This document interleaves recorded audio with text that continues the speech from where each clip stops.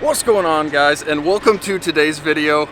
And today the truck is here way earlier than expected, but it is about 40-mile-an-hour winds today, so I'm trying to hide here behind cheap Jeep to stay out of the wind so you guys can hopefully hear me. But we're gonna get this thing unloaded, get it inside. We need to go through it, make sure everything is where it needs to be, but we'll at least go look at it up on the truck before we go inside with it.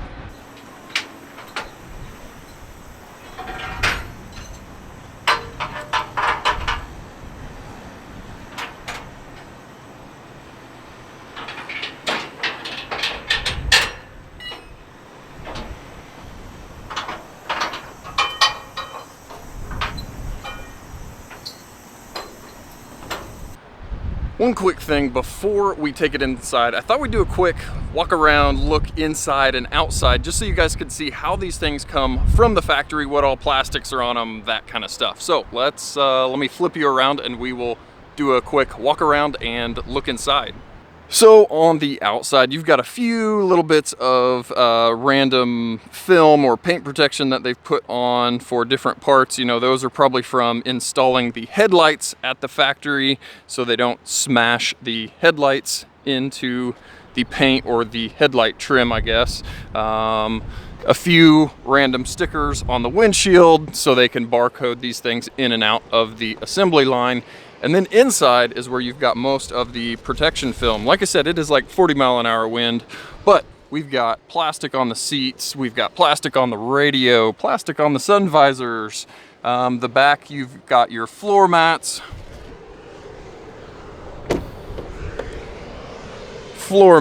owner's manual, all this stuff that just gets shipped or thrown in the vehicle loose, that during that PDI process needs to get put in place and made sure everything is clean and where it needs to be. All right, let's get this thing inside and see what else we can find. Well guys, I already went ahead, got all the PDI plastics taken off that we talked about, lifted the thing up in the air, checked the fluids. Now, most of these TRXs, for whatever reason, are coming with the front axle and transfer case low on fluid just a little bit. So all the TRXs that we've had in, I've topped off. There's a few wiring harnesses that we found on the TRX group and forums online that we're checking and putting back into place if they need to be. And this truck was like all the other ones, and those did need addressed, but that's fine. That's what we're there for. That's part of the PDI process, is checking over everything, making sure fluids are full. So that's not bad on Ram. That's just part of doing your job at the dealership. But we'll do a quick walk around on this thing. We can talk about some of the options that I threw on it, some that I didn't throw on it, and then we'll go take it out for our first drive. So guys, as you can see, obviously we've got the white paint. Obviously we've got the black wheels. And the cool thing about the black wheels is those are the standard option wheels. You don't have to option anything. That's just what you get if you do not option the beadlock wheels. This truck also does not have the hood decal, or if we come around and look back here, it does not have the bedside TRX decal. Now, of course, those look cool, but they are really outrageously expensive, and that makes the truck go to another process when it's built that takes longer. So by deleting both of those options, it made the truck come just a little bit sooner than another truck that had those options ordered, which also brings us to the lack of any side steps or rock rails. Again, that is one of those items that gets put on after the truck is built and would cause it to take a little bit longer.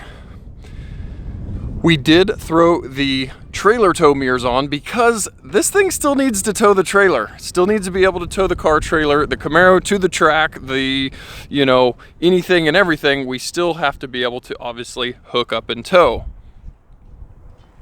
Another thing we did not order was the bed protection group, or the bed utility group, which comes with some little rail pieces that go around so you can tie things down, the spray in bed liner, and then the little kick down bed step that is not on this truck. And again, for how much that option is, we could just go ahead and have a spray-in bed liner thrown in this truck for half the price of that factory option. So again, saving a little bit of money here. This is, of course, the poor man TRX build, but this is the first truck that we've gotten to see with the level 1 equipment group. So again, it's a lot cheaper package than the level 2 trucks, but you still get the suede on the seats, you get leather, perforated leather, you get everything that you'd want in a nice truck. One thing that I am not a fan of is sunroofs or dual pane sunroofs, and with that level 1 group, you do not get the big monster hole in the roof, which is completely fine with me. Less weight on the truck, less things to rattle, squeak, leak. We don't really have issues with them, but just one less thing to go wrong. But jumping inside, the cool thing, every single one of these trucks, even a base model, comes with the big 12.0 radio. You of course get the suede center console here with your cool little plaque and your VIN number. One thing I do like here with the level 1 truck is a full leather steering wheel. The level 2 trucks have suede up here and then suede here at the bottom with leather on the sides. And yes, it looks cool, but man, living with suede in a daily driver is a mess, because suede with the oils from your skin will matte and just look really bad in a short amount of time.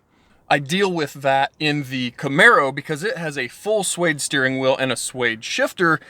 As goofy as it sounds, anytime I'm driving that car, I'm wearing my racing gloves. Now, typically I don't ever drive the thing on the street, so it's not that big of a deal. When I'm on the track, of course, I've got the racing gloves on, but when I am on the street, I try to hold my hands low and not look like a complete goof, because again, those suede steering wheels and shifters just matte. That material mattes down super, super easily, super quickly, and then looks really bad. So you're just living with a material that you can't really touch, which isn't great for a steering wheel and a shifter, maybe. So kind of cool that this level 1, the cheap truck, doesn't have the suede in those areas, even though you still have it on the center console, so you kind of need to watch your elbow. And yeah, I don't know. It's a cool material, just not something great to touch. So let's put it in all the high traffic touch areas, of course, on high-end vehicles. Now, another kind of cool thing, this truck, like I said, I need to be able to tow with this thing. We've got trailer brake controller to go with our big monster Dodge tow mirrors that can flip up. But since I did not option the trailer reverse system, kind of that thing that Ford and now Dodge has, that you can turn the little knob to steer the trailer while you're backing up, you get the full set of 6 auxiliary switches. But if you were to option that trailer reverse thing, you only get 4 switches since there's not enough space. So kind of cool not to order another option and get more things in return. So guys, let's take this thing out, do my first official drive with it, get our first impressions. Now, obviously, I've driven 3 other TRXs. I PDI all of them, but this one's mine, so it should be completely different. It should feel very special, you know, totally different than the others. So let's go. So guys, let's go out and drive this thing and get my first impressions, I guess, on a new body style, to me, DT Ram, not DS Ram. Because like I said, I had the 2017 DS Express trim, but we had done some cool things to it. We had the sport wheels and the leveling kit and KO2s and all the cool things that made it look not so cheap and express trimmed. But I really liked these DT body styles when they came out. But I had told myself, man, it's not really gonna tow any better than my current truck, so why waste the money? These things came out, and honestly, in the back of my head, I had always really wanted a Raptor. I've got a really good buddy that had a first gen Raptor, and then after that had a Sierra Denali with a decent mid-travel King setup on it. So the desert truck stuff was always really cool, but I hadn't had an opportunity to get one. And along finally came Dodge to give Raptor finally some competition. And of course, regardless of all of that, these new trucks are really, really nice. You've got the big 12-inch screen radio like we talked about. That's standard on all of these TRXs. And it's just a really, really cool looking centerpiece on that dash. One thing that Ram, Jeep, Chrysler, Dodge has always done outrageously well is infotainment. From playing with other used cars that have come in, just the usability of Jeep, Chrysler, Dodge's infotainment is, at least to me, one of the best out there. It works well. Yes, we occasionally have our little weird glitchy software update stuff, but when it's working, it works really well and looks really good while working well. But we are pulling out onto the road, rolling into throttle. You get the supercharger whine out of a big full-size truck. And that's one thing that I kind of miss with the ZL1 Camaro is supercharger whine. GM really tamed down that supercharger whine with the ZL1s. So having a truck that you just barely roll into throttle and it makes those noise is kind of a cool thing. Now, a couple of the things you are missing or losing with your level 1 Ram that this obviously doesn't have since it is a level 1 is the cooled seats, the wireless charging, some of those things that are kind of common now on a truck of this price. But with Ram, you need to option that level 2 package to get. But my previous Ram was a cloth seat, no heated, no nothing. So at least having heated steering wheel, heated seats is going to be a really cool improvement on a long drive when it's cold in the winter when you're out playing with it. So that will be a really nice addition to the truck that I previously didn't have. Another thing that obviously all Highline Rams have, and TRXs for that matter, is the really nice TFT display in the instrument cluster. Now, like I said, my previous Ram was a Express, so it didn't have the cool center gauge cluster, but this one does. You can configure things, move things. It's really, really nice. It looks nice and it works well, of course. So guys, I guess the next thing is, what is the plans for the truck? What's the point of it? Am I daily driving it? What am I doing with it? Now, primarily, no, I won't be daily driving it. I've got the Grand Cherokee with a lot of miles on it. I really like driving that thing. It gets relatively okay-ish gas mileage for what it is. So I won't just be racking the miles up on this thing, but whenever I need to tow, this is what's going to be towing. This needs to take the place of my previous 17 Express Ram. So anytime I've got a autocross or track event, I'll of course be hooking the trailer up to this going down the road. Now, the thing we will be able to do with this truck is hopefully take it to the drag strip. These are running really quick times right out of the box. And one thing that I would like to do is put a shorter tire on it, not all the time, but maybe a second set of wheels with a short tire, which effectively would change the gear ratio and make the thing accelerate even harder than they currently do. Maybe pick up time at the drag strip. I don't know. It would be an interesting test to see how that would work. Another thing I would really, really like to do is go to the sand dunes. We have a somewhat close in Winoka, Oklahoma, there is sand dunes. Now, I have never been there. I can't act like I know what I'm talking about because, again, never been there. Supposedly trails. Of course, there's sand dunes, and I would really, really like to go. I've got something with enough power that can go crawl, power, run around the sand dunes. That sounds like a really fun thing. Of course, like I said, I have never done that before. The previous Jeep Wrangler would definitely not have enough power to play in the sand, and the Grand Cherokee would probably kill itself. So that's wasn't ever an option before, but now we've got something that's meant to go play in the sand. Now, what I've told myself is with the 60-day tag, I would like to have all 4 tires off the ground. And by that, I don't mean a ridiculous jump, but a little jump.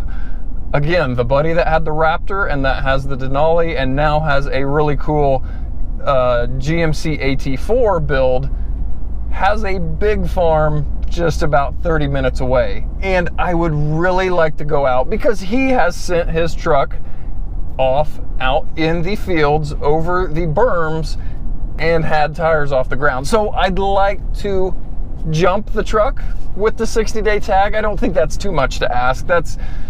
And again, I'm not jumping over a creek.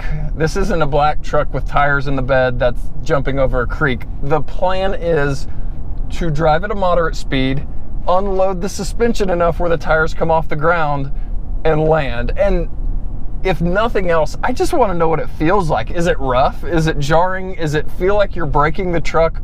Or does it just take it with all that suspension travel? So guys, hopefully, maybe, probably, that's the plan, to have the thing off the ground with the 60-day tag. Will it happen? Hopefully. If we don't have rain and it's not a complete mud pit, that's the plan with the truck. But not break it, because we still need to, you know, the bank won't like me breaking their truck, so I don't think we can break it. But that's the plan. Hopefully you guys will stick around, see what kind of shenanigans we can get into with the truck. And of course, we're still going to be towing with the thing. We're going to be off-roading. We're going to be tracking with the Camaro. There's many things to come. But as always, guys, thanks for watching, and we will catch you guys next time.